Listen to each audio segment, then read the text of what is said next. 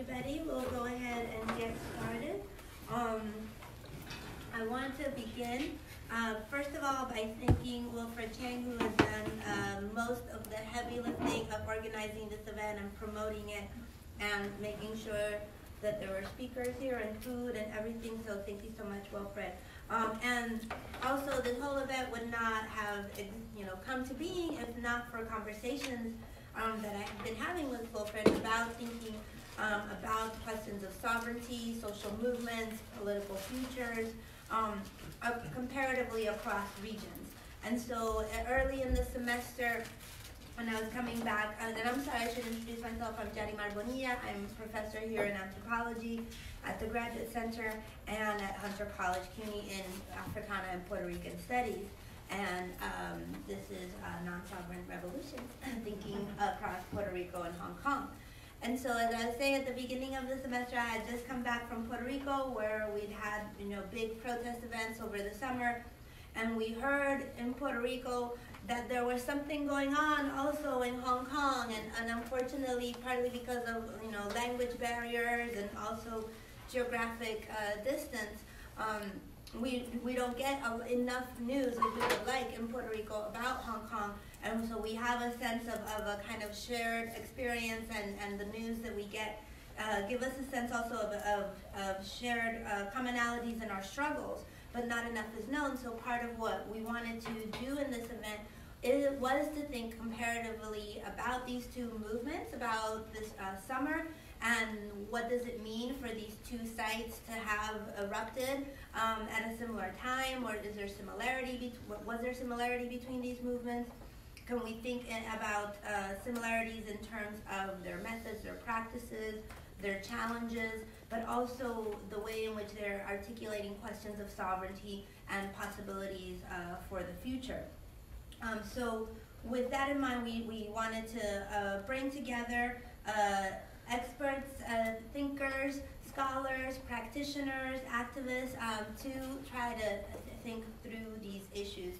Speaking about Puerto Rico, I will be offering some thoughts, and my colleague 𝘱𝑗 Zambrana, who is in philosophy at Emory University, and I'll allow 𝘯𝘓 to introduce our guest from the Lausan Collective and to explain a little bit about what Lausan is for those who don't know, although I suspect a lot of you already know. So 𝘯𝘓, I'll hand it over to you.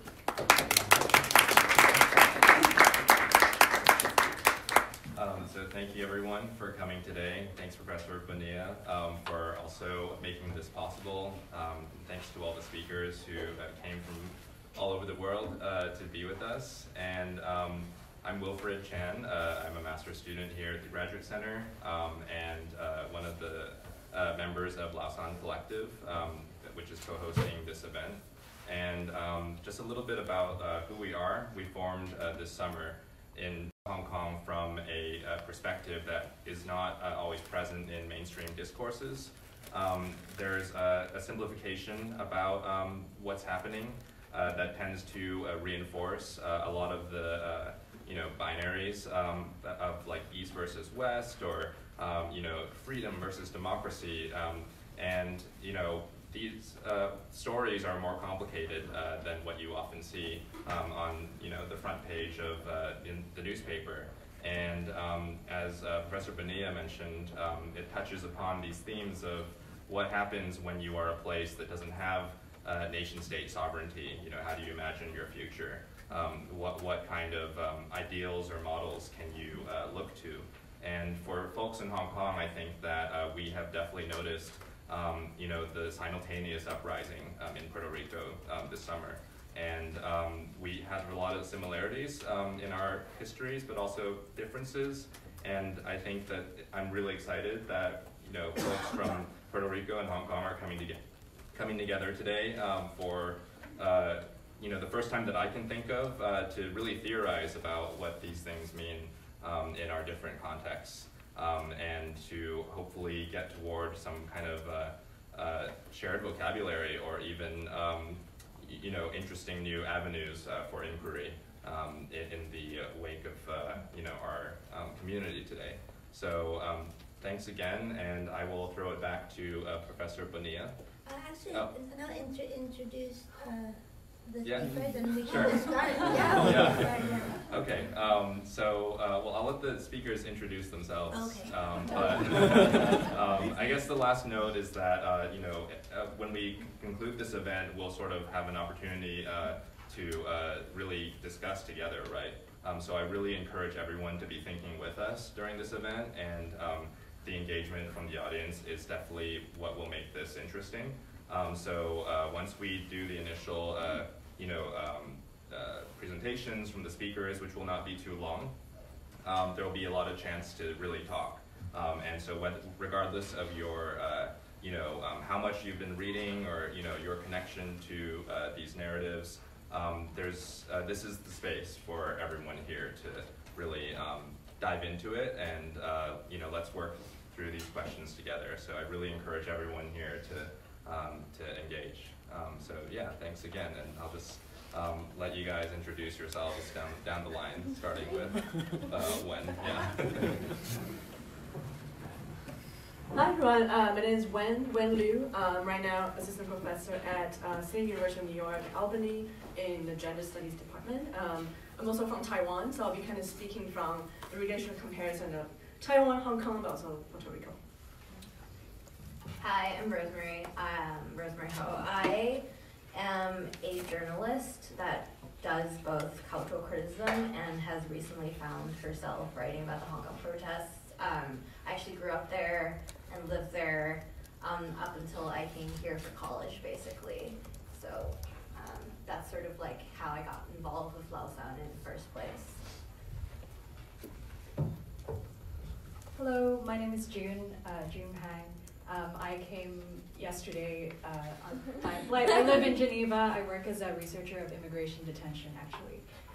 But like Rosie, I was born and raised in Hong Kong, worked in various NGOs working on migrant and women's rights in the city, and Lausan kind of started because me and Wilfred had this idea to theorize about Hong Kong in a critical, meaningful way, and that's why we managed to meet all of these incredible thinkers and activists, and we have created this. So that's why I'm here. We started as a WhatsApp group.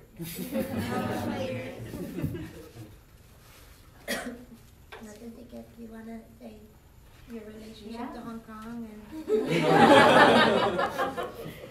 So I'm Rocío Zambrana, and I teach and write philosophy. I just moved to Emory in Atlanta. I am from Mayagüez, Puerto Rico, and have been thinking and writing about debt and protest and coloniality in Puerto Rico, and I'm very excited to be having this encounter and thinking together with everyone. Well, and as I said, I'm Yarimar Bonilla, professor here. So,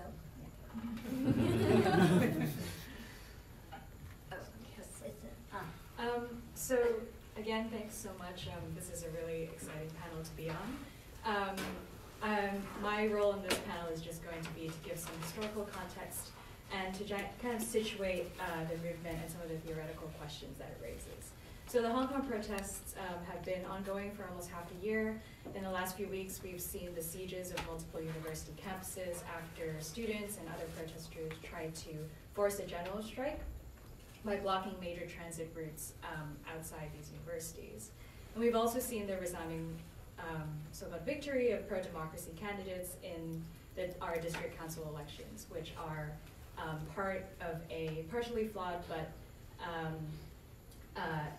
vaguely democratic, and I say democratic in the liberal democratic sense, but this majority win by the pro-democracy candidates has not resulted in any meaningful responses from the government. The protests look likely to continue into the new year as Hong Kongers persist with their 5 demands, including an independent inquiry into police brutality and the implementation of genuine democracy and universal suffrage. But as we'll situate and talk about today, a lot of these vocabularies of democracy, universal suffrage, even independent inquiries are within a very specific legalistic sovereign logic that may constrain as well as open up new possibilities for thinking about how we orient our visions of the future.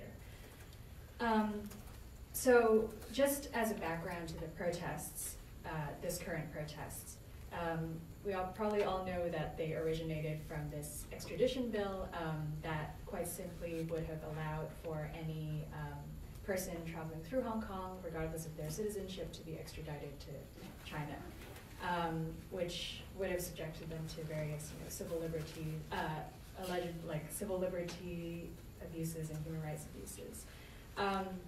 But as we know now, the original grievance extends far beyond the issue of extradition.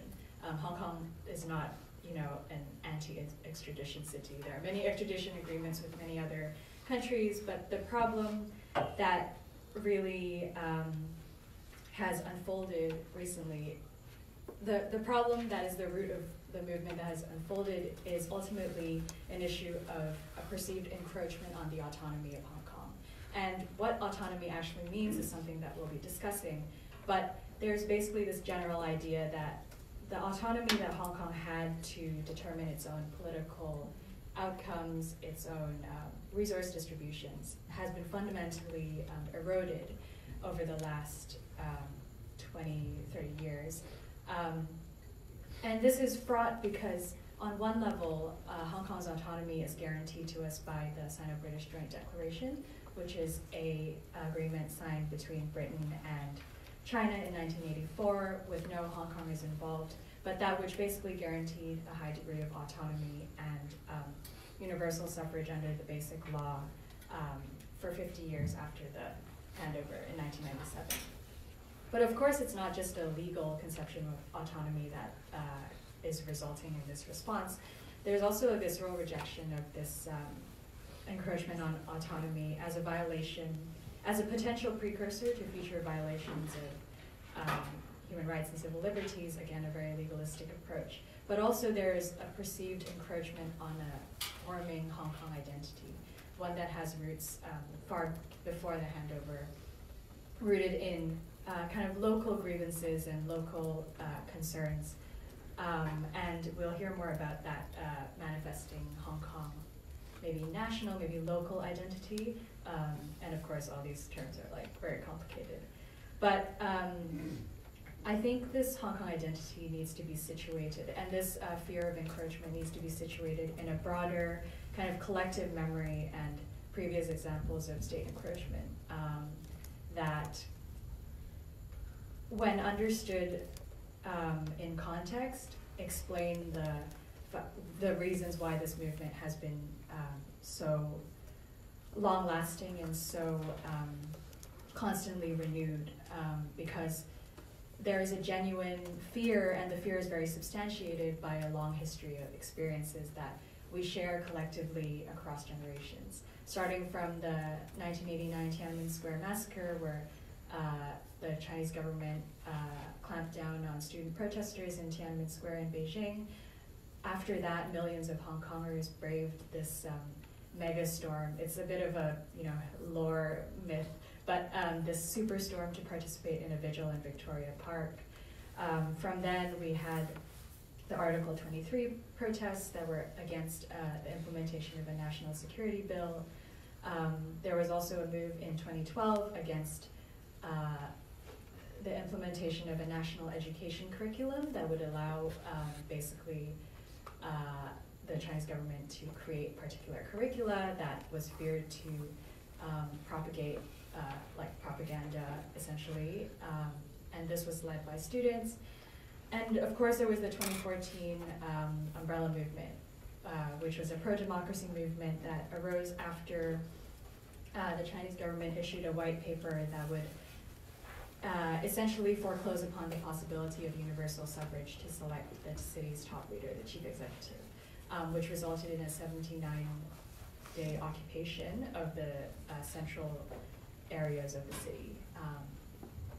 And then after that, there were various things like the abduction of booksellers from Hong Kong's borders, and they're showing up in the mainland in alleged forced confession videos, the disqualification of democratically elected lawmakers on what was seen to be arbitrary grounds, and also other things like the introduction of what we call white elephant infrastructural projects that essentially were seen to drain the coffers. One of the most clear examples is this project called 𝘱𝑒𝑠 Tomorrow, which is this attempt to basically build a new island and then create lots of public housing on that island.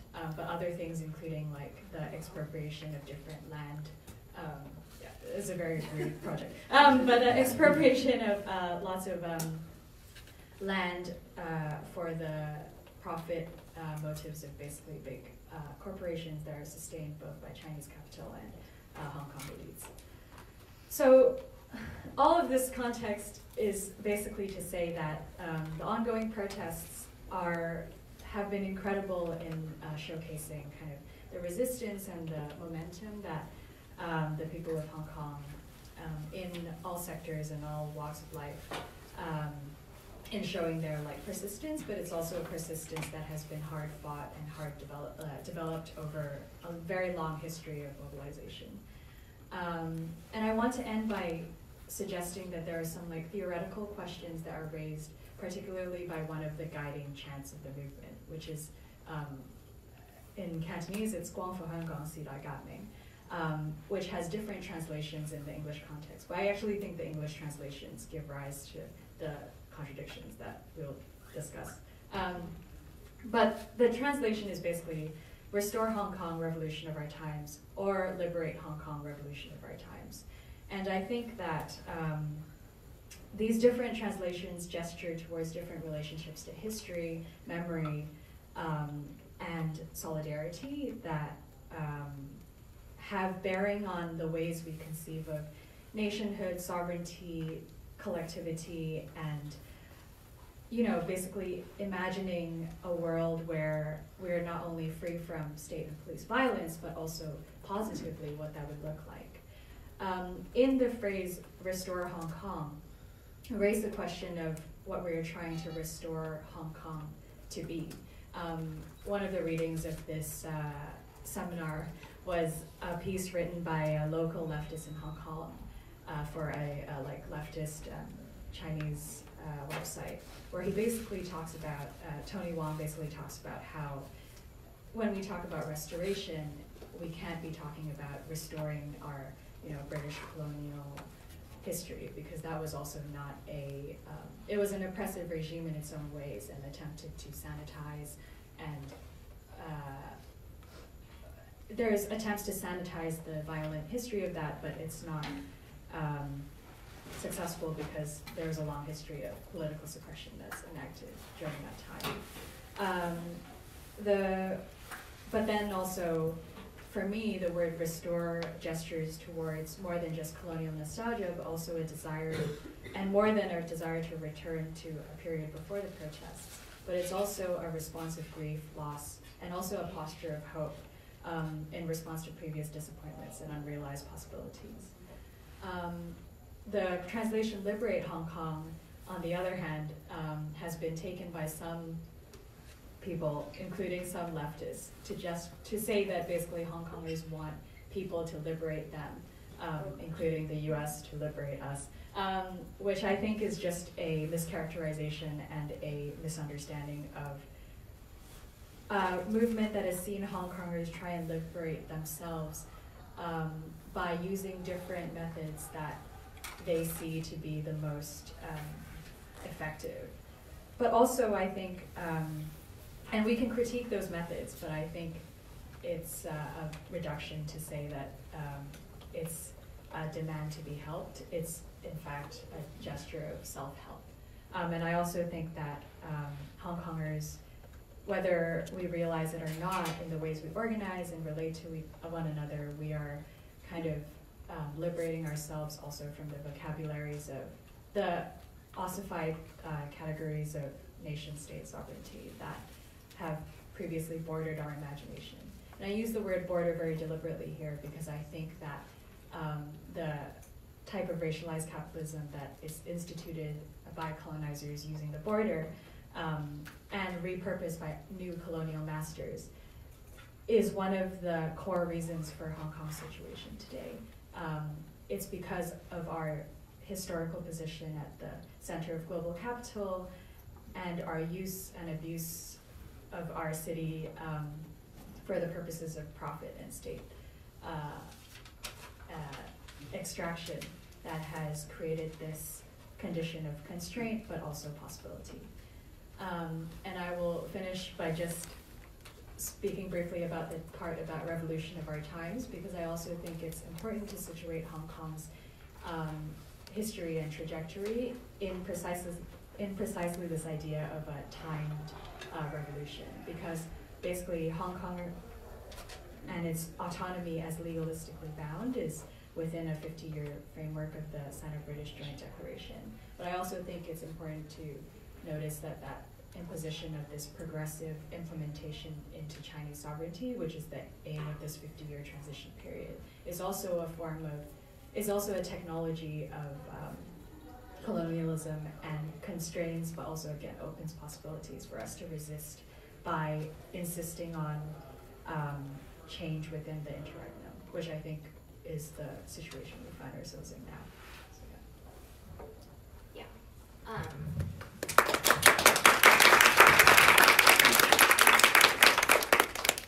So I want to build on Jun's talk by talking a little bit and hopefully throwing out some thoughts for people to mull over, and some of them are intended to be provocations.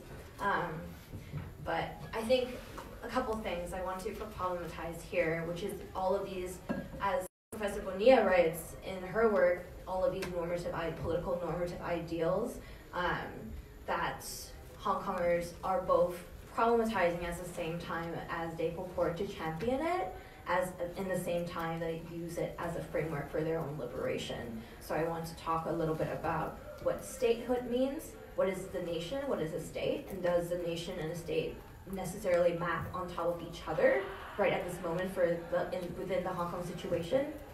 And also want to give a little bit of history about sort of colonial status of Hong Kong, so that all of these sort of terms and ideas and even the call for self-determination in Hong Kong and how complicated really all of these questions are, and hopefully we can start theorizing from that.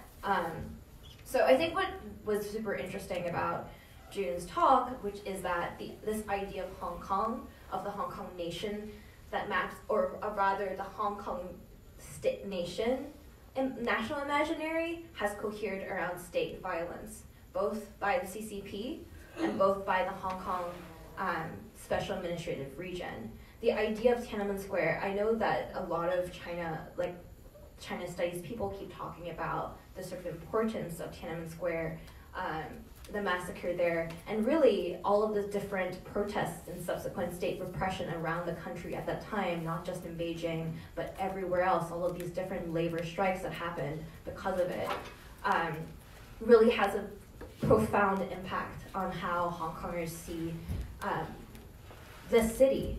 And I want to point this out by looking at sort of Hong Kong's colonial history. Hong Kong, as we know it now, Hong Kong became legible through the founding violence of colonization by the British. And we cannot overstate this. Before that, Hong Kong was a small town. It was economically successful, but it was a town on the periphery of the Qing Empire. But the Opium Wars and the Sino-Japanese War culminated in the ceding of Hong Kong Island, the continued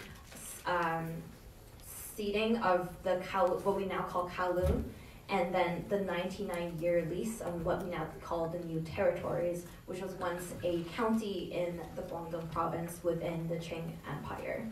So what I am trying to say with all of this information that Hong Kong was colonized is that Hong Kong has always existed in a state of exception. It was a colony, for sure, within the framework, within the imperial framework of the British Empire, but it was also a colony that was meant to give profits back to the metropole, which is not necessarily the framework in which a lot of different colonies were operated. 99% of reserves up until 1973 were concentrated back in London. Very little of the reserves were given back to the people. And so Hong Kong has always functioned as the Hong Kong state. Let me be clear here. The Hong Kong state, the colonial administration, has always extracted profit and surplus value from the people. And here I should probably go a little bit into the sort of governance structure of Hong Kong prior to the handover, which is that even now, the Hong Kong government is the sole proprietor of all of the Hong Kong's land, which means that the government is invested in keeping land prices artificially high. Now, what does that mean? It means that just to look at the decades before the handover in 1980, the 4 biggest conglomerates were British owned and operated. We were talking about the Swire Group, which still has a big holding in all of Hong Kong's sort of land properties. And I should be extremely clear here, which is that land prices are kept artificially high so that both developers can develop the land, as the name suggests, and basically profit from rent. And that is how a lot of the Hong Kong government has maintained its reserves over the years. And even now, because of the handover, that entire structure has been kept in place. But instead of the British government, the British imperial government, it is now the Hong Kong Special Administrative Region government.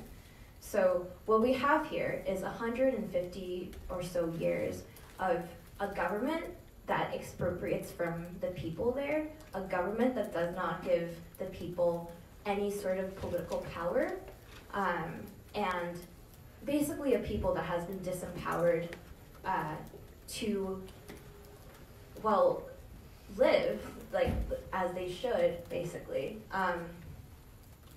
So the reason why I want to throw this idea out of Hong Kong as always having existed as a state of exception is to sort of illuminate the reasons why Hong Kong is still stuck within this framework of this, as June says, legalistic framework of thinking about self-determination, of sovereignty, and all of these normative political ideals that have never actually been realized, as Professor Bonilla says in her book, and using that as a means of articulating a struggle that is essentially a struggle for people power, let's say, a struggle for people to actually have like a proper economic livelihood that isn't just dependent on state expropriation.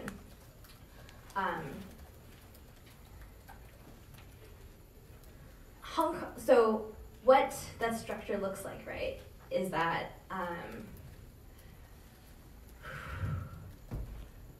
what the structure looks like is that Hong Kong is helping to set up Hong Kong is a nexus of global finance capitalism.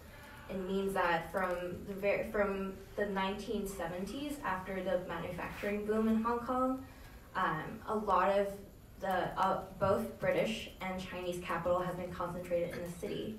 It means that both the CCP and the Hong Kong government has no interest or incentive, let's say, to reform the city in such a way that people can actually take control over resource distribution. What that means is that when Hong Kong people talk about self-determination, and when Hong Kong people talk about wanting universal suffrage, they actually mean that they want to be able to control the means, not of production. I don't think there's necessarily a socialist or class consciousness in Hong Kong just yet, but it is a deeper economic and political question that is being contested here. It is not just about elections, it is about the city as a whole being able to have control. I want to also point out here that Hong Kong was not removed from the UN's list of non-government, self-governing countries, as I know Puerto Rico was also removed in I think Puerto Rico was removed in the 1950s, 53. Hong Kong was removed from that list in 1972 up on the request of the CCP, which is why Hong Kong has never really undergone what we would call within the international jurisprudence framework, what we would consider decolonization, which is flag independence. Now, do people in Hong Kong want flag independence when they say they want self-determination? A small faction of nativists do want that. They do want independence, and we can talk a little bit more later about what they actually believe. But a lot of people do not want a state solution to what they see is a problem of a problem of the social and political organization of the city. Rosie, when you talk about statehood, is that independence? Well, because you said at the just because in Puerto Rico statehood is independence, yeah. So yeah, So in the context of Hong Kong, it's a little bit different because so I can talk a little bit about this, about how there's a small faction of nativists led by someone called 𝘮𝘮𝘮𝘮𝘮. Wow, everybody looks at me with anticipation because they know I hate him so much. But he wrote this book called On the Hong Kong Polis, where he intentionally conflates the Hong Kong national imaginary as nascent as it is to a state proper. Hence the term. Hence why I would translate the term polis, because he is thinking of a very Aristotelian model of governance, of political power, which I think, like in the sort of like most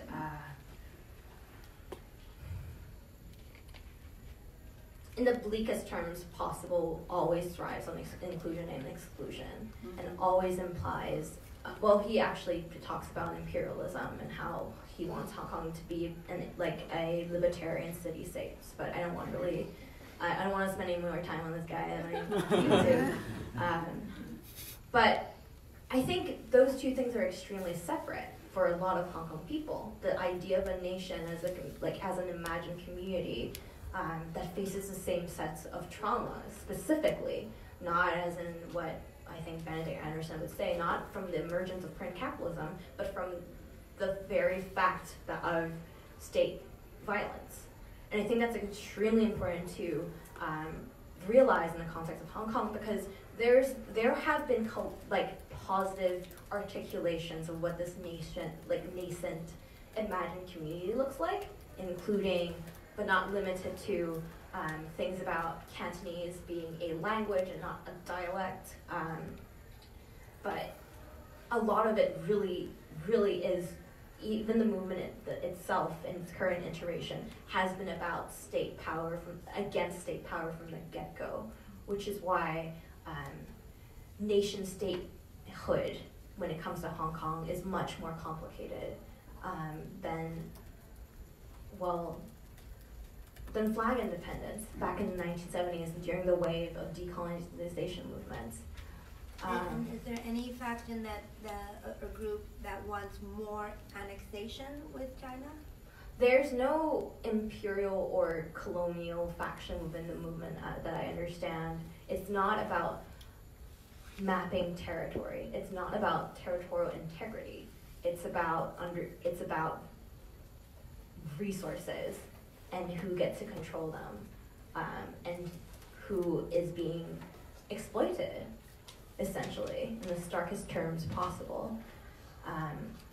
So obviously the final question then becomes, what should become of Hong Kong? And I think there are no obvious answers. Flag independence would still, in my view, I think we can talk about this too later, but flag independence, in my view, does not upend the same sort of forces that keep Hong Kong in its space right now. Not a single country within the Western first world system, both imperial and not, benefit Hong Kong being freed from its current nexus of global capital. So hence the term non-sovereign, hence the term, like, what can a people do, how can they cope in a space where sovereignty will not necessarily liberate them.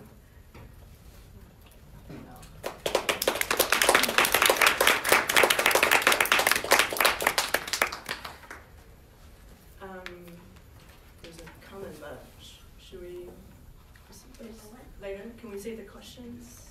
Well, Or do you have a sometimes direct? it's better to ask the questions while it's fresh. There was a question? I think we should keep. Yeah, I think we Yeah, got we the should first keep one. going first, yeah. So thanks for being here. And so when Rocio was talking about how who benefits from Hong Kong becoming independent, and I immediately think about maybe Taiwan actually being really beneficial for the Taiwanese independence movement, right? So my comments today, I want to focus on why doing relational comparison, when I think about Hong Kong and Puerto Rico together, and as someone from Taiwan also works on Taiwanese independence movement, immediate question, very natural for Taiwanese folks when the Hong Kong movement broke out, is to really think about the connection, right, between the two places. And to do that comparison, so a lot of people will talk about today's Hong Kong, tomorrow's Taiwan. But that term is problematic in a way as if there's a spectrum of sovereignty, right, that's progressing from Hong Kong to a more autonomous regional state of Taiwan. But I think there's some advantage of doing a comparison, which is to think about how Taiwan and Hong Kong are both sort of stuck in this cold binary, right, of the imagined, capitalist U.S., the West, versus a socialist China, which really doesn't exist anymore. But you'd be surprised like how many people are sort of stuck in that imaginary. And therefore, I also think that's why when the movement started to break out in Hong Kong in March and then progress in June, it was actually very marginalized, I think, in Western international media. I mean, if you're not obviously from Asia, you're probably not going to hear a lot about what's going on in Hong Kong. And I think part of the problem is, first, as I say, as the two speakers in front of me talk about the imposed identity of Hong Kong as this global capitalist financial center, which in which a lot of the international leftists were really hesitant to engage with that movement, right? To think about even supporting the movement as a progressive act. So we're seeing a lot of that dynamic even still today, that leftists in the West are hesitant to make support of Hong Kong. So that's one. And second, I think as academics or people who think about leftist scholarship, that I think people have this very well-trained aversion to covert politics, right, between China and the US. And thirdly is the, I think, very marginalization of the academic fields of Hong Kong studies, Taiwan studies, indigenous studies overall in Western academia, right, that really can think about the problem of China in another way, right, and we also have to know that there's a very active program of Han unification and Han chauvinism that's being propagated, right, by both the PRC and actually the US too, right, in Western academia to think about China in a very sort of reductionist way or a singular way that promotes Han chauvinism. So I think those three problems really make sense to think about why we need to have a non-sovereignty framework, right, beyond the covert politics, or immediately think about that Hong Kong's end game, right, would be an independent state, which kind of fall back to the logic of covert.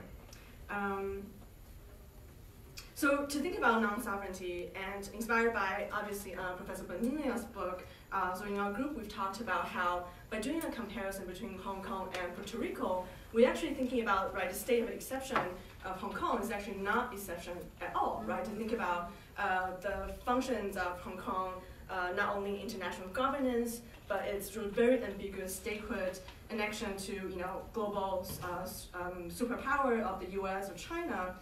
This is actually a condition that's produced by post-coloniality itself, right? It's and as people who work on queer and feminist scholarship, and we've already critiqued about the problem of statehood or of sovereignty, that it can never be complete, right? Because there's all of this different problems. We're thinking about border, thinking about nationalism as sort of a holistic, unity on its own, without thinking about, the connection of, global capital flow, think about, the problem with militarism globally.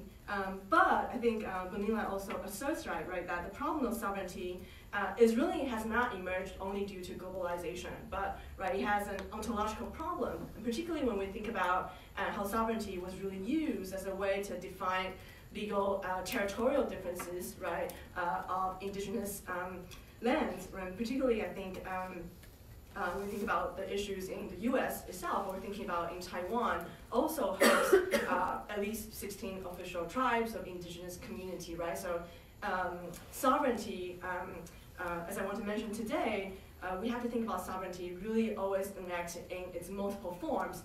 It's never only singular, right, as the liberal Westphalian notion of an independent nation.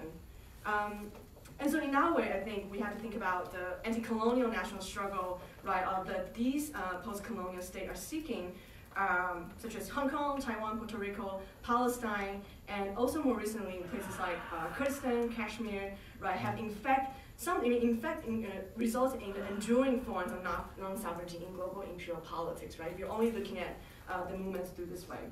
So instead of immediately thinking about the driving force of Hong Kong as the seeking of independence, national independence, which I argue is actually mostly proposed by Western liberals and the PRC themselves, right? Yeah. To immediately think about Hong Kong as right? They're seeking independence, they're afraid of that. It's actually a discourse proposed by the global superpowers themselves, right? So instead of thinking about that, and immediately look at Hong Kong's movement as a failure, because it's impossible to achieve that, right? If you think about how connected the two, the global independence of Hong Kong is, right? Sort of trapped between the two superpowers. And instead, I think in our collective, we're also trying to really rethink that the global interdependence of Hong Kong itself is in fact its own advantage, right? To rethink what Hong Kong holds, or to think about what 𝘞𝑩𝑡𝑠, talks about the imagined otherwise of politics beyond the Cold War nationalism, beyond neoliberal financialization, and to think about how Hong Kongers are actually bearing the drastic social inequalities being created by the interconnectedness of global capital itself. So we should pay attention to that, I think, as leftists in that way to extend our solidarity to Hong Kong's movement. And to think about Hong Kong's movement is essentially about the social inequality, not only driven by post-coloniality, but by global capitalism, by the competition, what's going on in the U.S.-China Cold War. And I just watched a really good talk by Professor Ching-Kwang Lee from UCLA Sociology. So she gave a talk, I think just last week, in Taipei. So she did some fieldwork in Hong Kong during the summer. And so she also posed sort of a non-sovereignty question. She said, instead of thinking about what the angle of the movement, what the goal should be, we should really ask the most basic question, like, why do people mobilize, right? As the two speakers have talked about, it's certainly not just about the extraditional law anymore, right? In fact, so in her fieldwork, she talks about how a lot of Hong Kongers who never really been in the movements before, but in being in the movement itself and facing police violence, and also seeing how they're taking care, by people in the movement, by random stranger putting their gears on you and extend care and solidarity in that way, they're really transforming to think about that Hong Kong identity as a really selfish, capitalist, productive-driven citizen, but to think about really the interdependence nature of Hong Kong and Hong Kongers as a community, So new tactic, a new sense of identity was born in the very sense that, they're facing collective repression. So I think that's really important, I think, for as activists, we should really think about in what ways in which a community is born. It's not necessarily through, Benjamin Anderson's idea, imagine community, always through nationalism, but a lot of times it's happening through action, happening through practice, happening through care, etc. So also that made me think about what happens also in Taiwan in 2014 during the Sunflower Movement. folks are probably not as familiar with the issue. So we're also dealing with a neoliberal trade deal that the KMT, which is the Chinese nationalist government, was trying to sign with Beijing, which will really drastically change autonomy of economy in Taiwan. And during that time, students occupied the legislative grant for 24 days, right? And I think during that time, we also can think about there was a new society was created during that occupation. People were doing food supplies, people were buying, putting in cigarettes for the occupiers inside, buying beers, right? Also, right, a new economy was born, right, during that 24 days, right, during the movement. So even though 2018, in the most recent survey, asked whether Taiwanese people, right, voting age population of Taiwanese people, whether they want to have Taiwan as an independent nation or not, the majority, right, so 60%, voting population still would say that they would like to remain the status quo, right? But I don't think that means that the movement of Sunflower was a failure, right? Because we really create some new kind of possibility, some new sense of sociality since 2014, which I think is still reflecting on what's going on in the grounds of Taiwan. So I think in that way, I think Taiwan and Hong Kong can have that sense of comparison.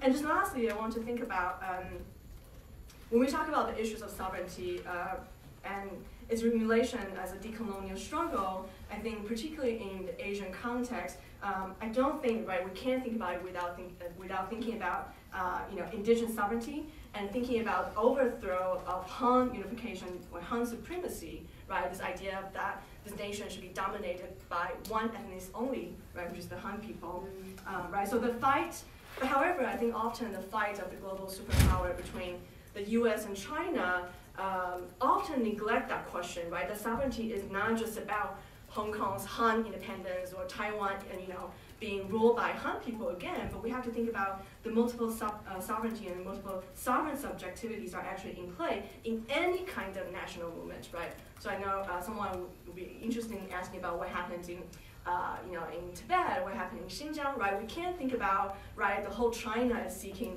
right, one type of sovereignty, or any movement would represent everyone who's fighting in that same region. And I think to the critique, right, to think about the leftist nativism that's happening, which I think, right, it's a very small fraction of people who actually argue in that way to have an enclosed border of Hong Kong. But, I mean, to think about, I do think, I think our collective was also talking about how can we imagine a leftist localism, right? What does that really look like? How does it look like, people would say maybe we're more diasporic in nature because we're based in North America or Europe, but what does that mean to create a leftist localism, right? To really honor the history, honor the people in the streets, but not kind of falling back to the sense of nativism, right? To think about the right-wing nationalists, right? But so to not close border, but to extend solidarity, for instance, to right, the case of 𝘱𝑗𝘠𝘠𝘠𝑗, right? Was a migrant Indonesian worker who was deported just recently because she was reporting on Hong Kong. And really interesting, she won the literature award in Taiwan. Yeah. Taiwan. So connection there. So, and I think that is a really critical moment for us to extend solidarity, to make the movement as a way to open up border, to think about multiple sovereign subjectivity that can happen, in the context. And I think that's where we want to open up the imagination. So thanks.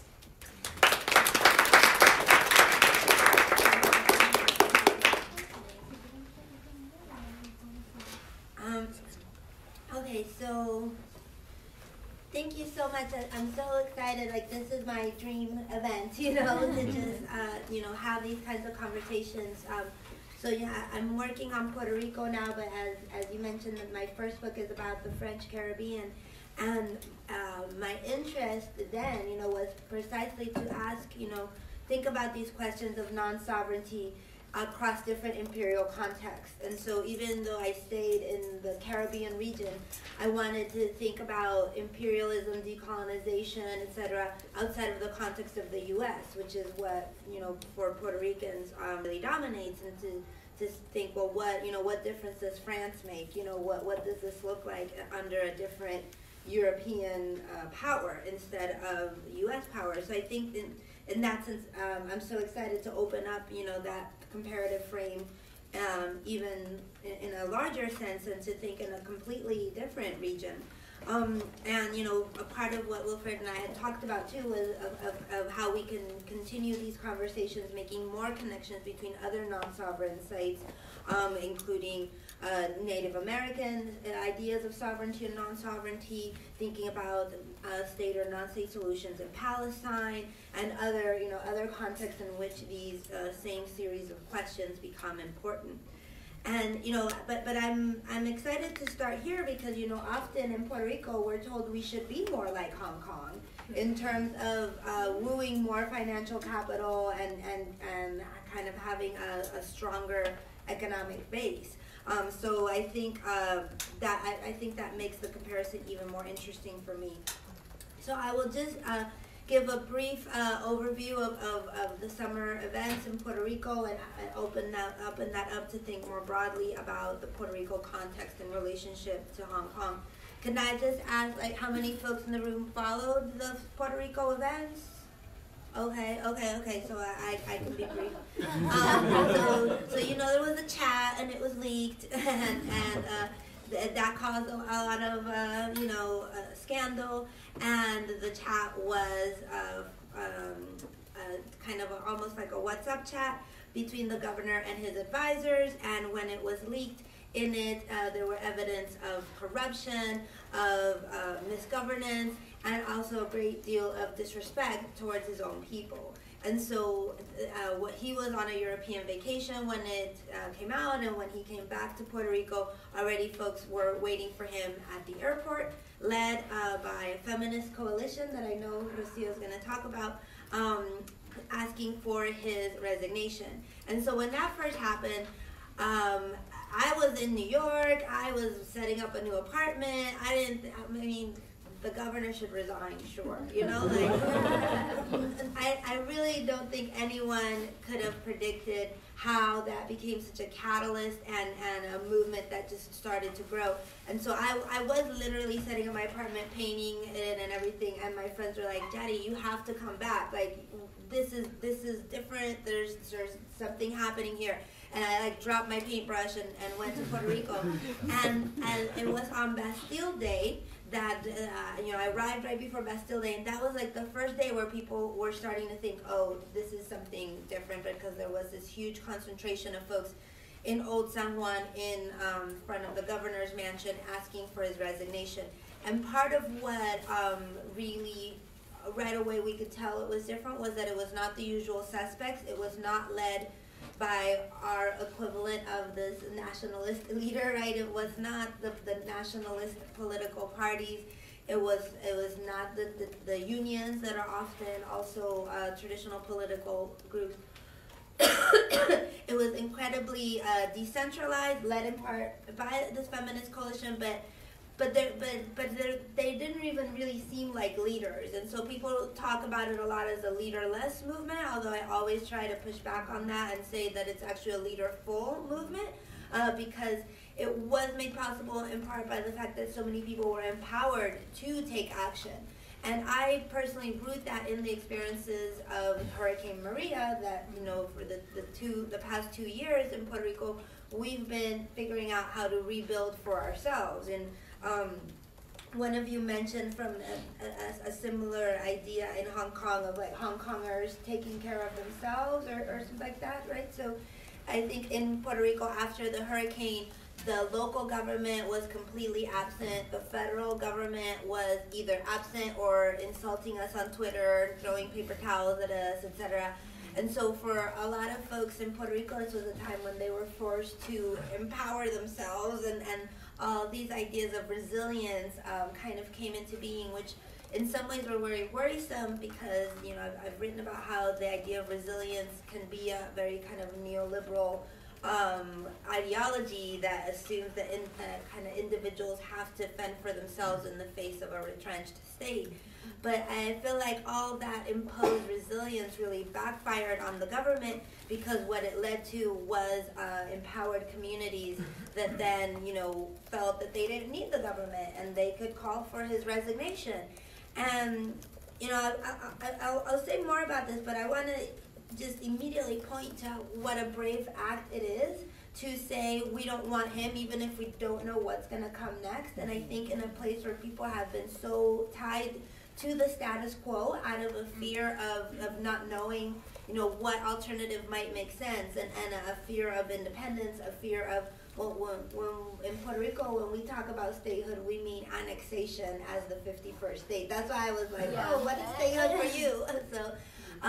So there's been a kind of inability to move beyond these prescribed models, and so for folks to say, you know, well, we don't know who's going to come in and into this power vacuum, but we're going to be, you know, we're going to take this chance and this leap, I think was a really historic moment. And that was made possible in many ways by the experiences of Hurricane Maria and the way in which people experienced a kind of sovereignty, not necessarily, and some of it is not necessarily the best kind because it was a sovereignty rooted in abandonment, but it led to a certain kind of empowerment, all these movements that are described as autogestión or autonomous organizing, and so a different understanding of Puerto Ricans as a community and as a polity, and the possibility of thinking beyond a kind of state solution or annexation type solution. So that's kind of that's how the summer began. And the Bastille Day was really symbolic because one of the things I had been saying for a long time in Puerto Rico is like, we don't really know where to take our politics. Like, do we protest the governor, or do we protest this fiscal board that the U.S. federal government has imposed because of the debt crisis? Where in some ways that seems like a center of power where decisions are made about austerity, etc. And you know, in addition to the hurricane, the other important context for all of this is the debt crisis, where already we were facing all these budget cuts, all these austerity politics, the closing of schools, and this dismantling of what little autonomy and local power that we had. And so one of the questions that existed was, you know, where do we protest? And because also the federal government is this kind of ghost, and some people would say, oh, we should protest in front of these, like anything federal, a federal building, a federal park, you know. But that really didn't capture the imagination, and so the kind of emphasis on the governor allowed the governor's mansion to become this kind of site of power. And so in the way that people were imagining the takeover of the Bastille, you know, it's like, oh, we will enter the governor's mansion and take over this site of power. And I think it gave a kind of symbolism and a concreteness to the movement that we had never had before, because there was never really anything kind of singular and concrete. Because we don't, you know, otherwise it's this kind of, we want a better future, you know? So to kind of be able to mobilize around getting rid of the governor, although, and I hope 𝘱𝑭 will talk about this as well, once, you know, that goal emerged, then all these other goals followed. And I know 𝘱𝑭 has written about the idea of these checklists and how people are like, well, we're coming for Ricky, and then we want to get rid of the fiscal board, and then we want to get rid of the colonial situation. And so the getting rid of the governor kind of opened up for a larger project. So as I said, it was singular in terms of the traditional political parties not being involved, in terms of different political actors being involved, Afro-Boricuas, you know, kind of figuring in the front lines in ways that they have never been before, reggaeton, you know, Afro-Puerto Rican music being central, forms of dance, queer bodies being in the front lines in ways that they had never been before. And I feel like, you know, it created also this liminal space in which a new kind of polity could be imagined. And I think this connects to what you were saying, Wen, about the sunflower movement, right? About the being able to experience an alternative polity, however brief, right?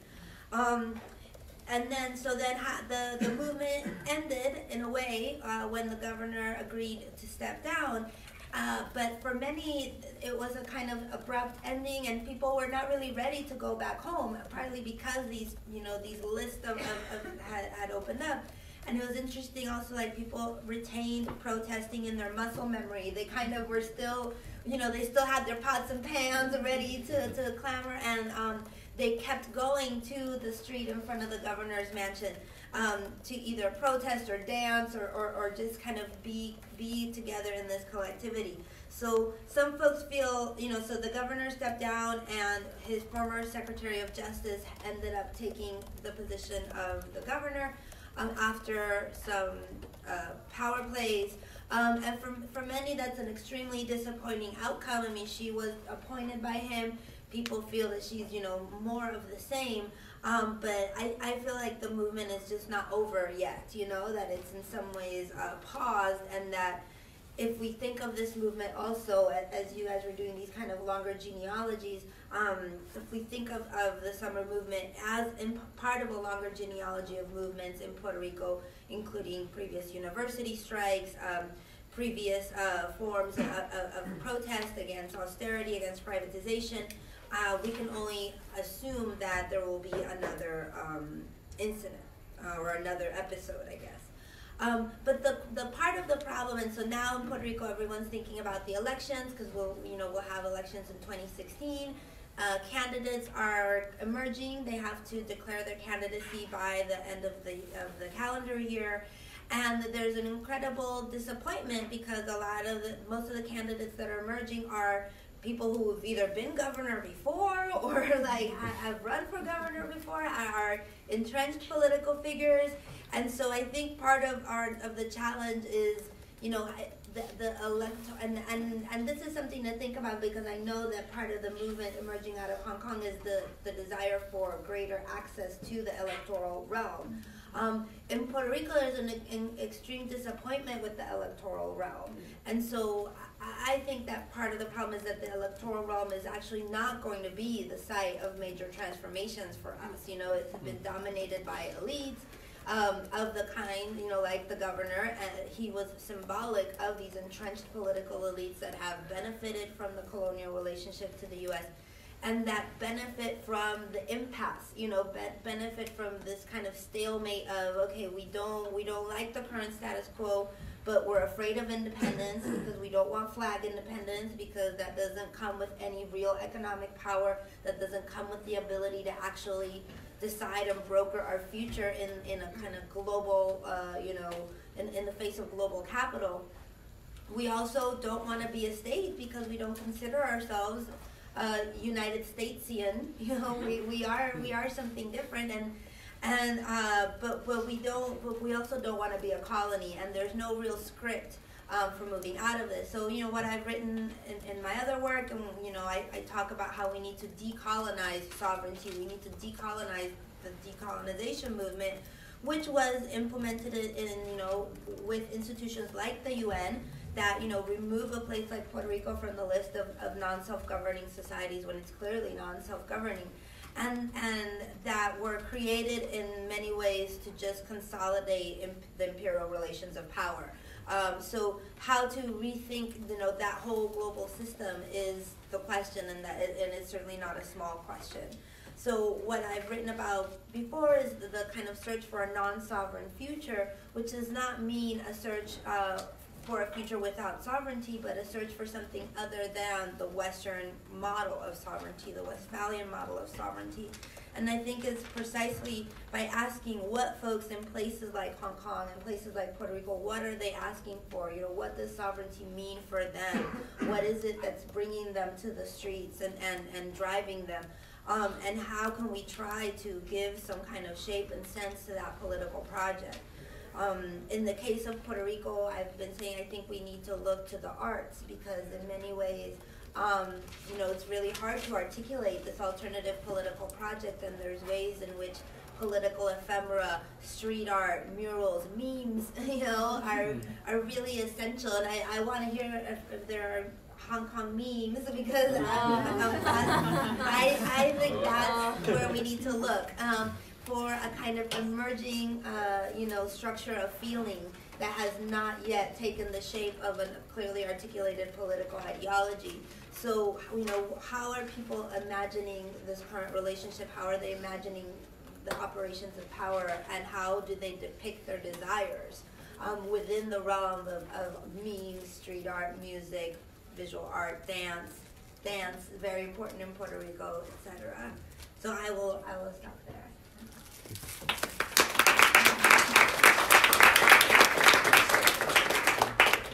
So thank you so much. I'm just thrilled.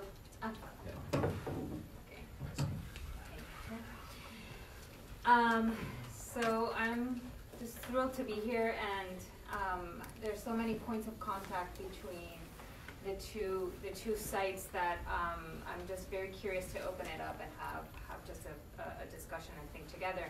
So just picking up on what Yarimar said, so I think that one of the interesting things, so I'll tell you a little bit about my work that has to do more with political economy, the political economic aspect of the case of Puerto Rico. So one of the things that is interesting, just starting off from the protest in the July protest, is that a lot of people talk about the creativity and the diversity and the organic nature of the protests, the fact that they were self-convened, the leaderful aspect of the protest. And they also talk about the way in which the protests yielded people's assemblies, asambleas del pueblo, all over the territory, and actually they began outside of the metropolitan area, which I think is an important also thing to note.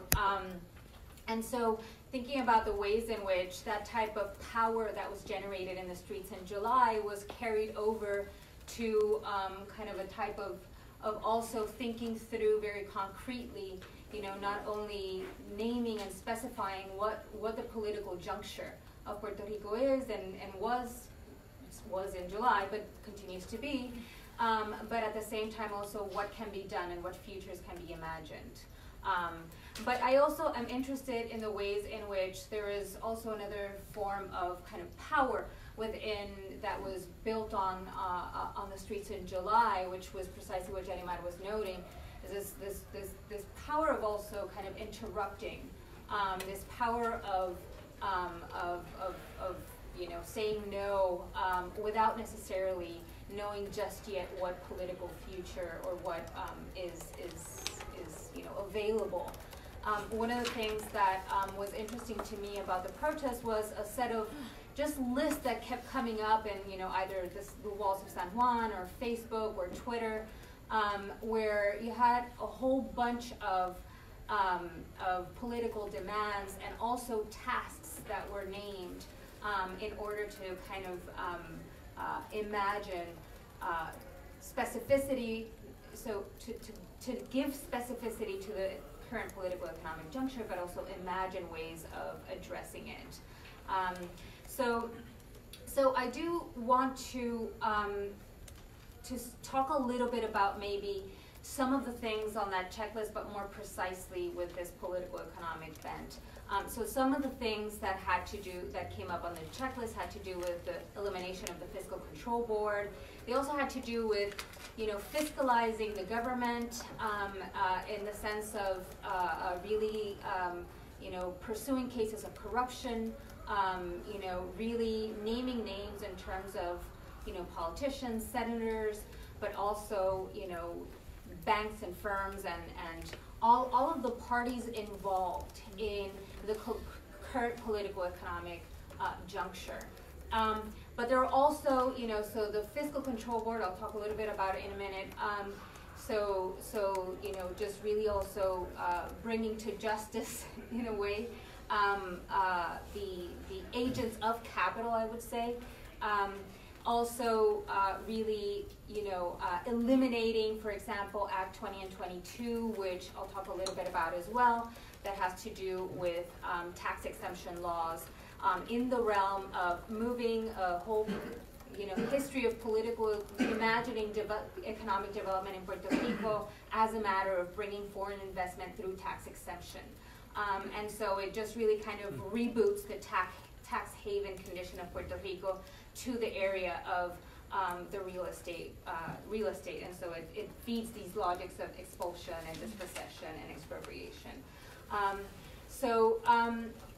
So that declaring a state of emergency regarding gender violence, which was one of a really important kind of political demand that was put on the table by la colectiva feminista en construcción, a feminist collective that I hope we'll have a little bit of time to talk about. But I think changed the political terrain along with other collectives and other political actors.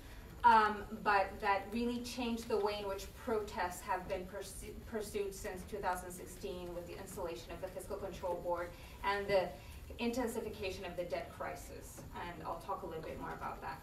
So, but what I do want to say is that, so to go back to another point that Yarimar made, is that in her work she talks about decolonizing sovereignty.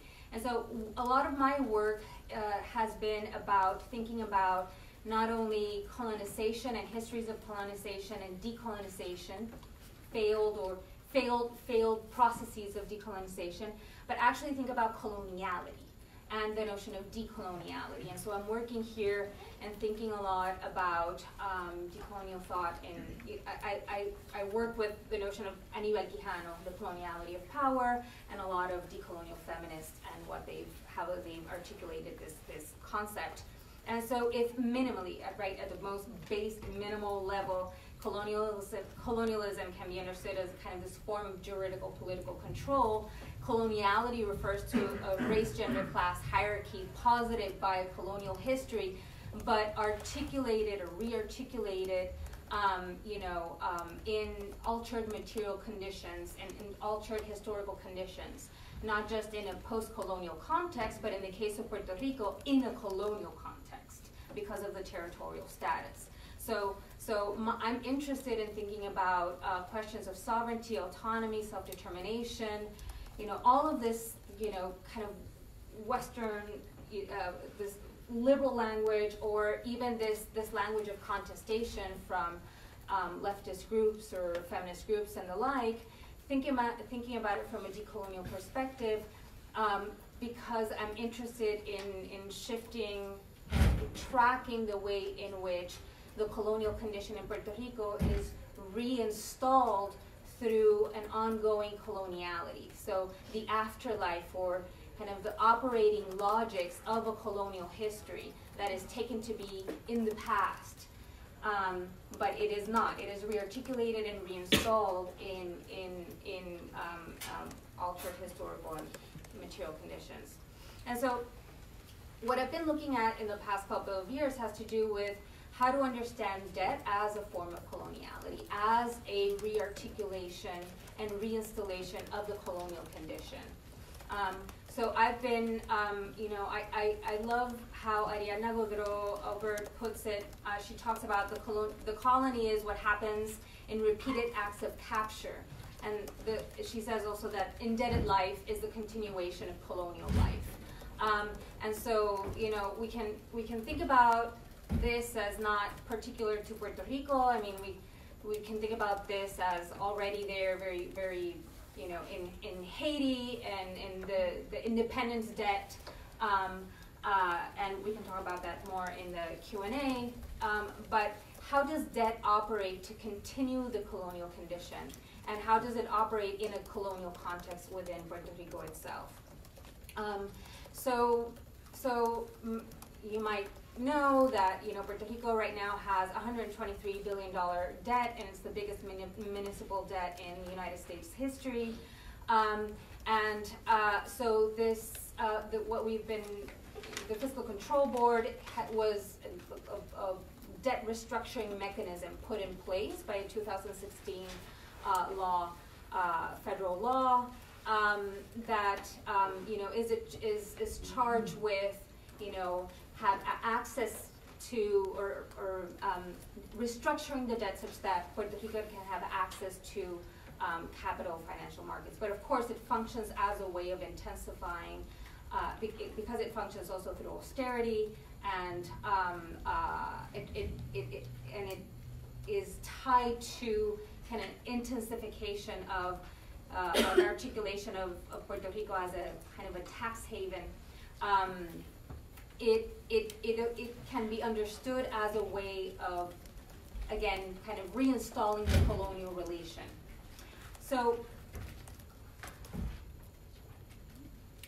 one way in which one could think about how the Fiscal Control Board is a really, a clear intensification and kind of an explicit return to old school colonialism, that kind of dismantles the idea that in 1952, with the establishment of the 𝘱𝐬𝘵-𝐵, there was a process of decolonization in Puerto Rico. We can think about this as kind of the Fiscal Control Board as really kind of compromising Puerto Rico's autonomy and self-determination, even within the limits of the 𝘱𝐬𝘵, which never actually kind of rewrote or rearticulated the territorial status of Puerto Rico. So I'll talk about that in a minute. But I wanna say that there's more to say about debt than just what the Fiscal Control Board, how it has compromised self-governance in Puerto Rico itself.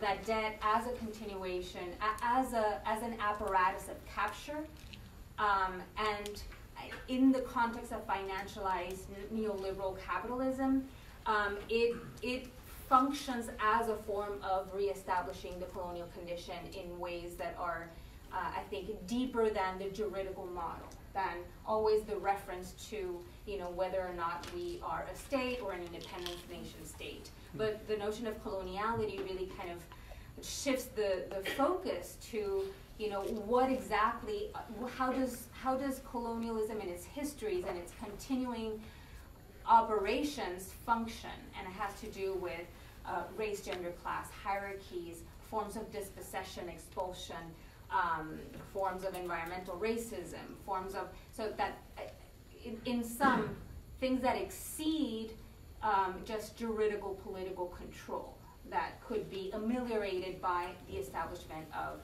a nation state or an annexation. Okay, so how am I doing on time? Okay, so one of the things that I just wanted to talk about the feminist collective, but there's so many points of contact that are interesting in the two cases, that the territorial status in Puerto Rico is really also, also has this structure, and some folks like Charles Venator and José Atilio Osorio have written really nicely about this, functions as this liminal logic of exceptionality. So this creation of a juridical political space that, where in Puerto Rico, the status of an unincorporated territory, it's a territory that belongs to, but is not part of the United States. And so one of the ways, again, in which one can think about this type of kind of juridical void that makes possible political control is also the type of material relations that it makes possible, the forms of capture that it makes possible. And so I'm interested, again, not only in thinking about the questions of sovereignty, autonomy, and self-determination from a juridical political perspective, but the ways in which it installs a political economy that establishes why it is favorable for the US to rearticulate continuously this form of political control or subordination, but also within Puerto Rico, and also in the relationship between the US and Puerto Rico, how that always is articulated along race, gender, class lines. So not to lose perspective of the ways in which, for example, debt and austerity impact women of color, especially Black women in Puerto Rico in a very particular way, in a much more, and we can talk more about that, for example, with questions of housing and housing crisis that is tied to the debt crisis in Puerto Rico, that has intensified a logic of expulsion that is not just reducible to the migrations to the US that we have seen. So for example, in 2018, 149,000 Puerto Ricos migrated to the US.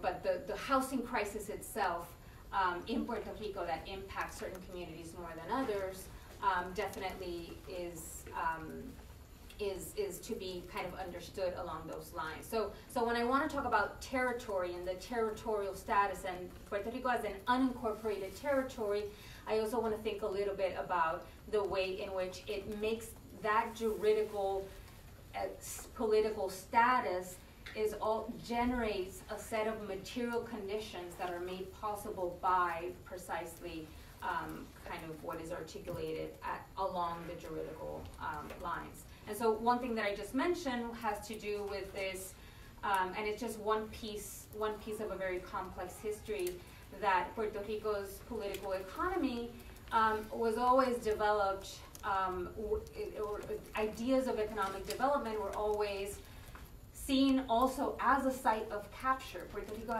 was always seen as a site of capture, and one very concrete way to see this has to do with taxation. So already in 1906, there were debates about how, in the US Congress, about how to develop economically the territories through tax exemption, so that foreign investment was brought to the territories. And in 1917 already we had a tax exemption on bonds in Puerto Rico. And so there's a whole way in which we have to read the political economy of Puerto Rico throughout the 20th century in its differences, also feeding kind of that flight of capital that has been central to, you know, the necessary development and intensification of poverty, of migration, of, you know, what the emptying island, what Frances Negro Montaner has written about. So that is something that we might talk about, because I think that there's a lot there. You know, Puerto Rico and Hong Kong as sites of capture, of value. So the last thing that I'll say, and I'll stop here, is that in terms of the protest after 2016, where we had 2016 was a really important year insofar as it was not only the passing of Promesa and the institution of the Fiscal Control Board, but it was also a year where there was a couple of Supreme Court cases that really kind of lifted any doubt as to whether Puerto Rico had gone through a decolonization process in the mid-century, since it was really established that Puerto Rico's sovereignty lies in the U.S. Congress. So we have seen in Puerto Rico kind of a very novel ways of protesting, and that have to, you know, and I've been interested in writing in especially the feminist movement in Puerto Rico, and how they have really tracked and indexed and made visible and really pierced kind of the discursive universe in Puerto Rico in general about the relationship between debt and gender violence, debt and poverty, and how it impacts, and forms of precarization and expulsion, and how it impacts women, especially women of color and black women in Puerto Rico. One thing that is interesting to me about the way in which protest the interventions of La Colectiva have been really important for articulating a new political terrain that we saw some of it in July, is really also the subversion of debt itself, of the type of asymmetry that debt that debt entails, the creditor and the debtor. So that a lot of the activists in Puerto Rico, and I think a lot of what happened in Renuncia, is to really kind of flip on the heads or flip around the idea that we are the debtors and you are the creditors, but rather to establish that actually we are the creditors and you are the debtors, you owe us. So that power of the no, that power of the interruption, that power of, you know, even if there isn't a clear imagined future through nation state, and the kind of the shifting of that discourse of annexation versus independence, but really also kind of a list of things that, you know, seek to invert power by saying actually what the debt makes clear is that this continuation of the colonial condition is a site for the subversion of debt, and pointing to, you know, government, the colonial relation, global capital as precisely culpable. I'll stop there.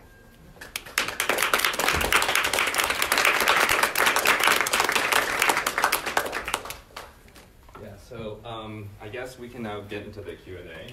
So I'll just basically bring the mic to whoever has any questions, and we can just go from there. So, yes. Hello. Thank you so much for putting us on and for those who spoke. Can you introduce yourself, Gary? Oh, sure. My name is Lou. I'm a student here doing a PhD in the English program. I'm also an editor at the New Inquiry, which I mentioned because we did a piece on Lin-Manuel Miranda's family connections to the sort of neoliberal shenanigans in Puerto Rico. Yeah. And I also mentioned because we should talk, I think we had something in the works around Hong Kong. So it'd be good to have those conversations. This generated a lot for me, and I'll try to keep it brief, but I have two sort of main general topics that are for anybody on the panel to answer or address. And the first comes, I guess I should also say that I'm thinking about non-sovereignty, and particularly non-sovereignty and anti-colonial framework based in an indigenous framework in North America. So I'm Navajo from Diné Territory in Arizona, and there are, I think, a lot of emerging discussions within indigenous North American contexts that are also critical of sovereignty and the ways in which even indigenous sovereignty, articulated as such, can replicate just the kind of form of nationhood and its exclusions, its exclusionary nature. But one thing that even though I'm sort of convinced also by the power of decolonial nationhood movements of the past, we also know what the post-colonial nation has also replicated and reproduced.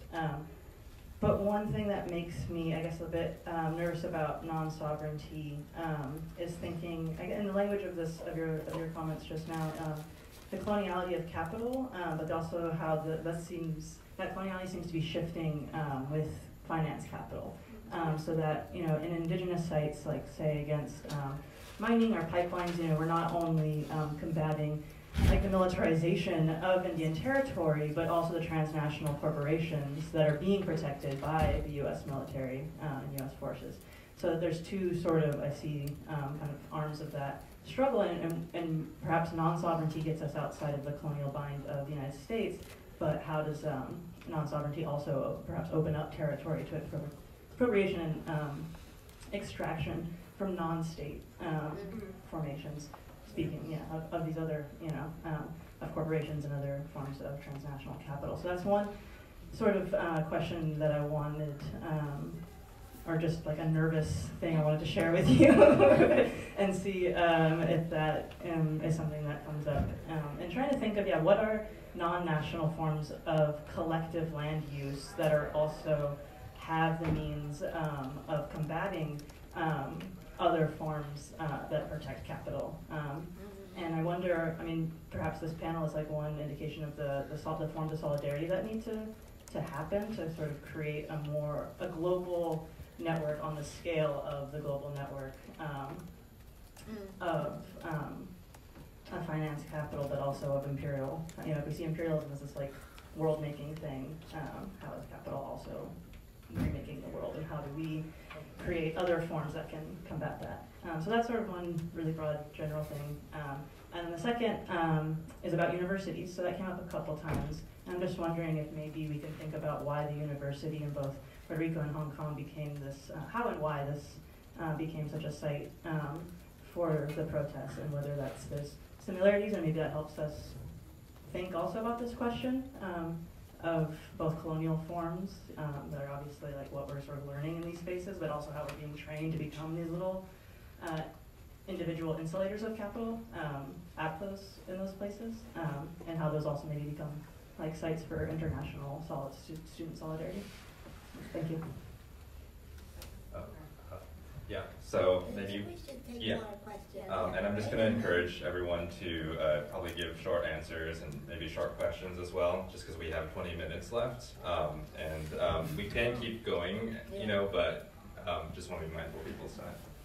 Thank you all so much. I wanted to ask about the language that the protesters are using both in Puerto Rico and in Hong Kong, because one of the earlier, I think it was June, who mentioned pro-democracy movement. So I wonder to what extent are these movements calling into questions these very these very systems, the institution of democracy. I mean, I work in Arab countries, North Africa and the Middle East, and one of the arguments that are being made about the Arab Spring is that procedural democracy has actually cut short the revolutionary momentum and trajectory of these protest movements. So if you can please speak to that point, I greatly appreciate it. Thank you. And maybe one more.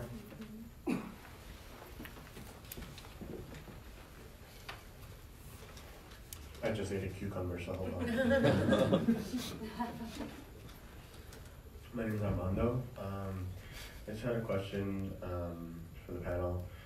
I'm wondering what is the most important or biggest thing that biggest action that can be taken in solidarity and in conjunction with, you know, the diaspora here, the Puerto Rican diaspora here in the United States, as well as, and with the people of Puerto Rico. And the same question goes for Hong Kong as well. Like, what are the biggest, most important things that we need to be organizing on right now, like, as the seconds go by in this room? Should I start? Yeah. Thank you. These are great questions. In terms of thinking about non-sovereignty, how it could possibly open up, make us more vulnerable, right, to foreign capital. I think, sometimes I wonder if that was, the right title for my book, The Concept of Non-Sovereignty. I write it in the book about how I use that phrase as a placeholder, and in some ways, in dialogue, because the book came out kind of at the same time, but Audra Simpson's ideas about refusal, so how could ways of saying no even when you don't yet know what you want to say yes to, and when you're still trying to bring into being what you want to say yes to. So I've always thought of but there's a slipperiness too, because non-sovereignty is the state that we're already in a way. We don't have sovereignty, but what we seek is not the kind of Western model of sovereignty. So we seek something other than that, right? But I think that, there are models of collective land use, for example, in Puerto Rico, land trust, et cetera, and it's not coincidental that right now after the hurricane, those folks are being pushed to give those up and to turn their land into commodities. So part of the reason why a lot of people in Puerto Rico were denied FEMA assistance after the hurricane was because they did not have land titles. And this was not illegal. You weren't required to have land titles in Puerto Rico, and there were a lot of family plots of land and different, alternative relationships. And now there's this drive that is not unique to Puerto Rico. In other places like Haiti, et cetera, there's a drive by organizations like the Clinton Foundation and others to get people to get titles. And part of the logic is that then they can take out mortgages to repair their properties, et cetera. So the commodification of land is very much underway. In terms of universities, the university, and I want to hear very much about the context in Hong Kong. In Puerto Rico, the university has long been the major site of political protest, of imagining alternative futures. One of the projects that I've done was looking at political knowledge in Puerto Rico, and folks who graduated from the public university had much greater political knowledge of what was happening in Puerto Rico, of Puerto Rico's relationship to the U.S., et cetera, than folks from the private universities where the graduation rates were much lower, where people were geared more towards vocational education, et cetera. And not coincidentally, the university was the first target of the fiscal board for dismantling, even though it was not the biggest site of debt for the government, or there was really no other clear reason. In terms of language, the Puerto Rican movement it was in Spanish, but I think you meant more like slogans and concepts, right? And this was part of during the movement, the slogan was "Ricky renuncia," like for Ricky to step down.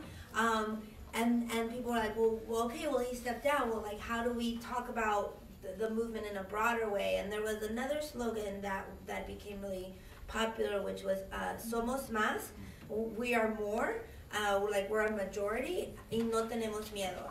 We're more and we're not afraid. And I had never heard this slogan before, but it was, echoed throughout the movement.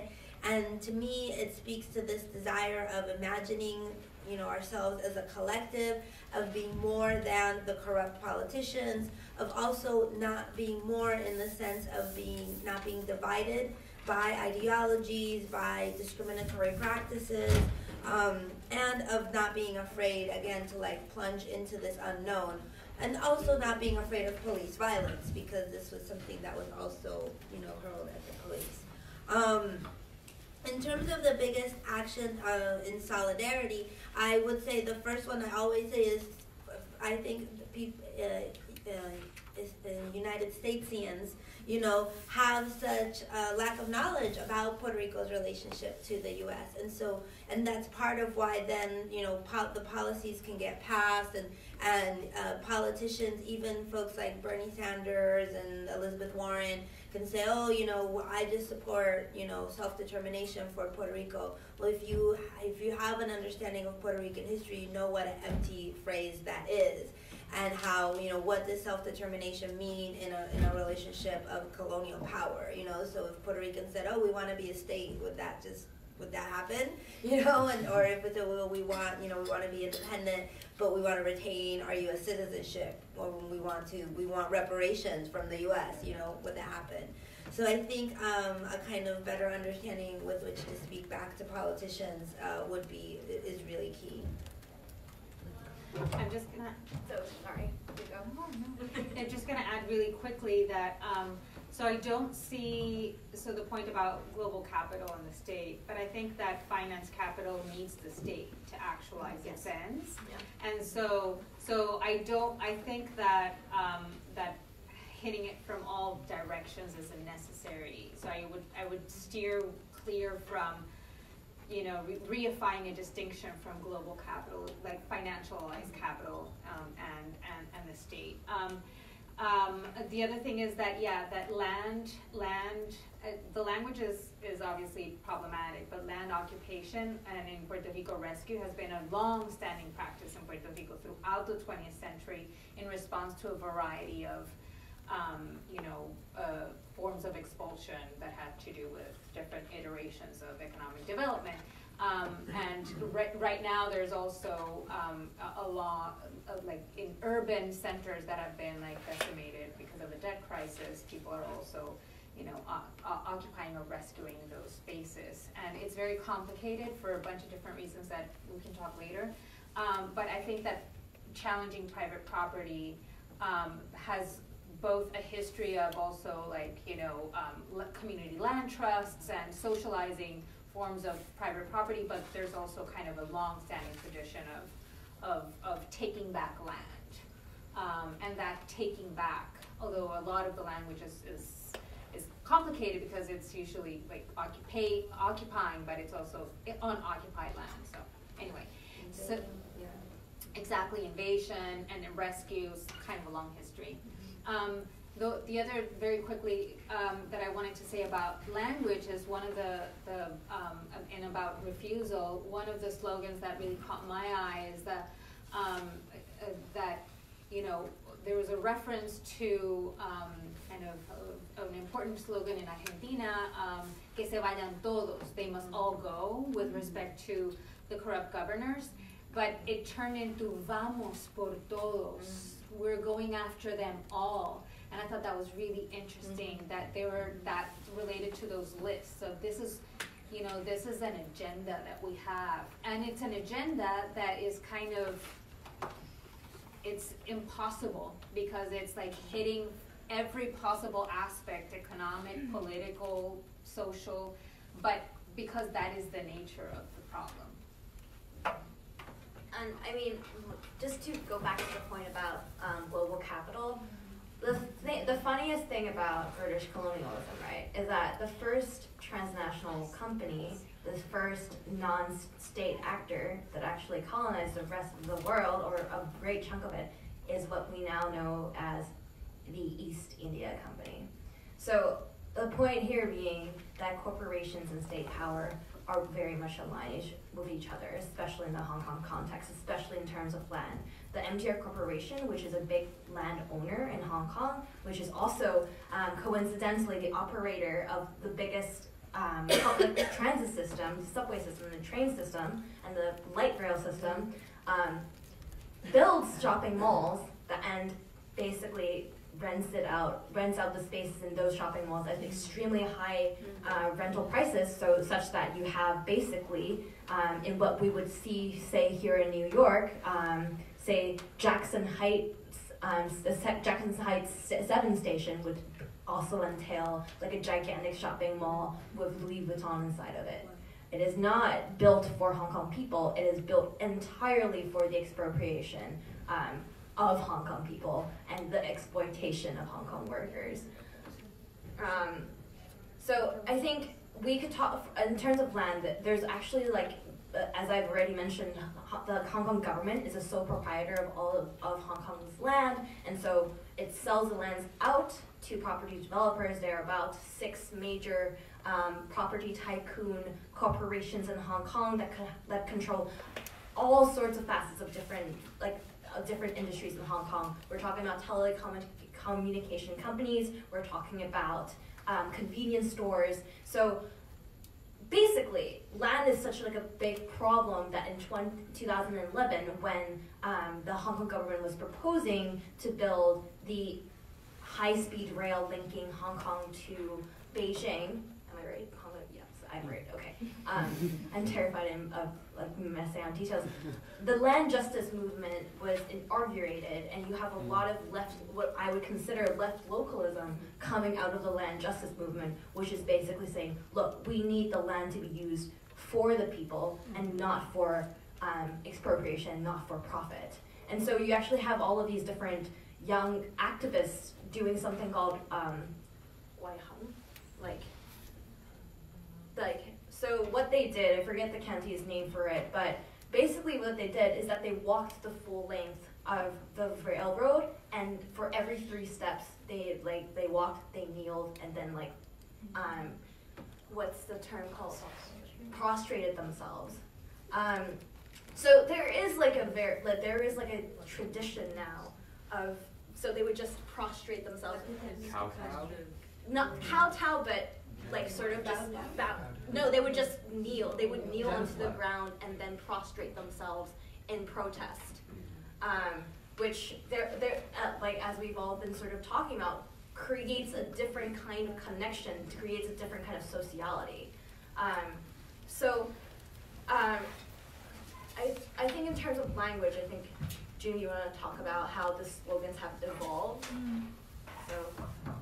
Yeah, I just had a few remarks, but I also think in relation to the finance, capital, and corporation angle, it's also important to note that a lot of the like finance capital relies on the state, and also the state and lots of corporations, in our case the Chinese state, is implicated in a lot of surveillance and technologies that are used across different sites of struggle, including in Xinjiang and and in across like different territories across the Belt and Road project, which is the new infrastructural project that the Chinese state is trying to institute.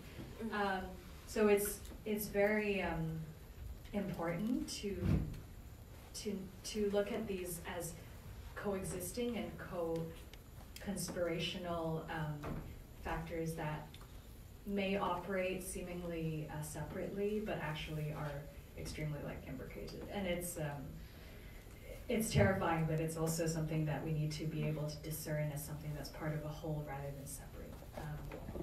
And also about your question about non-sovereign forms of land use, I really wanted to highlight that one of the amazing innovations, I didn't get to speak about this as much, but I truly, one of the ways in which Hong Kong people have really transformed the topography of the city is that they've like made maps of areas and tried to like do live mapping of like whenever there's tear gas or confrontations, and it's become this exercise of relearning the territory of the city in a way that truly like transforms the alienation of previous like concrete blocks that into a space of like resistance and subversion.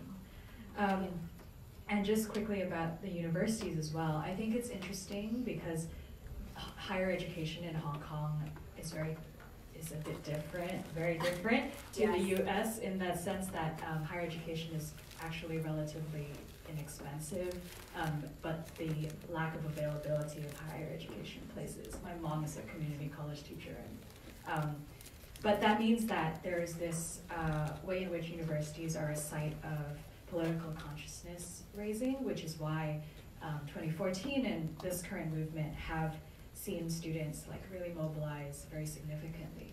That being said, I also think it's a mistake to fixate on the student perspective and the young people perspective, because the only reason students are able to resist and struggle is because they have this, I don't want to use the military metaphor, but this army of people behind them that supports them on the front lines. By recently, there was, in the siege of Polytechnic University,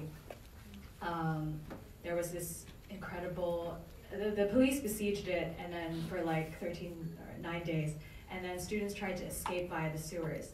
And then somehow through the density of Hong Kong networks, they enlisted professional engineers who like calculated when the tide and the pipes would like be the highest water level, and then fed this information so that people could escape. And so all of these are ways in which we're like reconfiguring resistance to not only be like a young university students thing, but one that really, even with the face of a young protester, is supported by all of these affinity networks in a really powerful way. But the language question, I think one of the concepts in Professor Bonnilla's book about strategic entanglement is really useful to understand the way that Hong Kong people understand democracy.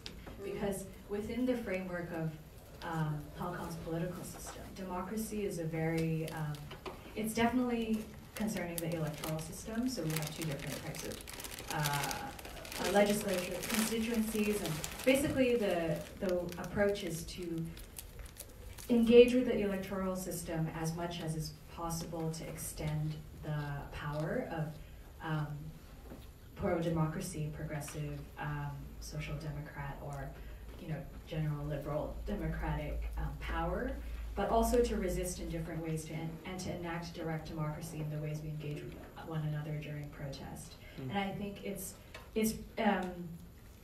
the electoral participation is important, but more equally important is like the kinds of prefigurative politics we're enacting by the ways we organize. Yes. And it enables the strategic entanglement to not be the end goal, and produces like new possibilities that we see being manifest even in the way Lausan was created, for example. I mean, this is a very minimal example, but we didn't know each other before July, and then we just like found each other, on these things, like on the internet, and we organized with people like all around the world. And it's I don't like to, I'm not an optimist, but I think this is a beneficial like way of moving past like strategy and considerations of short-term practice.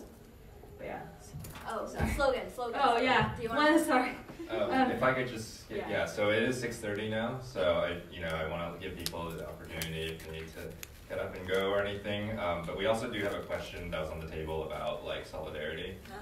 So if you could maybe spend just like 10 words about like what people can do, and then. What about solidarity in Hong Kong? I think one thing that, at least in our collective, that we've been talking about a lot is combating a lot of the false narratives that come out of different forms of media. So you have, as June has already said, the sort of fixation on how young the protesters are. That's not necessarily true. You have a lot of people who pay for protest, like the frontliners' meals, which is why the frontliner and protester sort of distinction has come about, because you have people paying for the gas masks, paying for people bringing in all of the materials for Molotov cocktails during a siege, right? For example, there is a network here that we're talking about as prefigurative politics, prefigurative forms of community. So I think for a lot of us, just combating what we would call tanky narratives, that basically the U.S. is funding Hong Kong protests, or it's a color revolution, I think is a term that is used.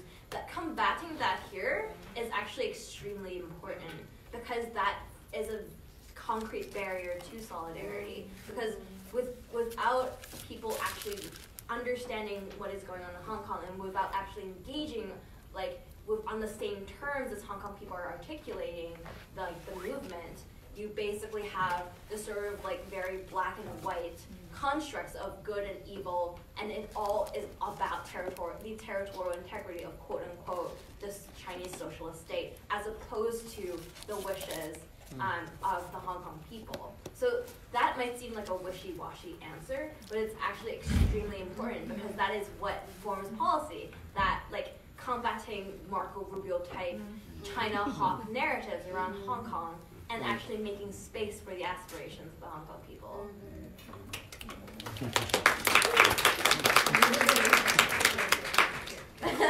Any answers from the Puerto Rico side? Just a quick point about university, because I think you all say a lot about why it is we can't just purify university, and I think for folks who are based in the U.S., we also have to think about how university in North America is actually being sites of encroachment too, right? As faculty, yes, we have to think about it's actually risky to teach about Hong Kong, to teach about Taiwan, to teach about Tibet, right? Because there is, in my institution, we have a Confucius Institute, right? There's actual regulations and ways in which this conversation cannot or can be had, right? Or in a recent event at University of Rochester, we know there's a student attacked, right? Chinese Student Association attacking folks who are speaking about Xinjiang, about Uruguay, about Tibetan struggle. Or think about in Toronto, right? There was a student president who was Tibetan, but she was elected, but was attacked, cyber attacked by students. So university, I mean, we think about it as a pure space, but it's also being, it's also a site of attacks now. And also, just very lastly about East Asia, I mean, the region, its relationship with the capitalism is very complicated, and how East Asian countries, a lot of the post-colonial nations, are created precisely because, that global capital needs a spatial fix, right? A creating nation state to absorb the, surpluses of U.S. global capital. So every time we talk about sovereignty in East Asian countries, it becomes a very difficult question, because it's often been thinking about supporting U.S. imperialism, but now I don't think we have to think about sovereignty or non-sovereignty as a binary relation. But as you all say, right, as a strategy, right, of seeking autonomy, of seeking, more different forms of belonging rather than a necessary end goal. So, thank you. Thanks. So our very last optional activity, we have this room actually until 7, but this is something that we planned, which is that we could break up into a couple groups, I think maybe 3 groups here. And basically we're trying to get towards some reflections on takeaways from today. Definitely want to hear from as many of you as possible in these small group breakouts that we could possibly collate and publish on our website or somewhere else. I also just wanted to remind everyone that we envision this as the first of a longer dialogue. So if you didn't sign up for the Eventbrite to give us but want to be informed of future things, then give us your email, and hopefully there'll be other encounters that we can continue to have as a non-sovereignty working group, maybe. But yeah, a round of applause for the panel.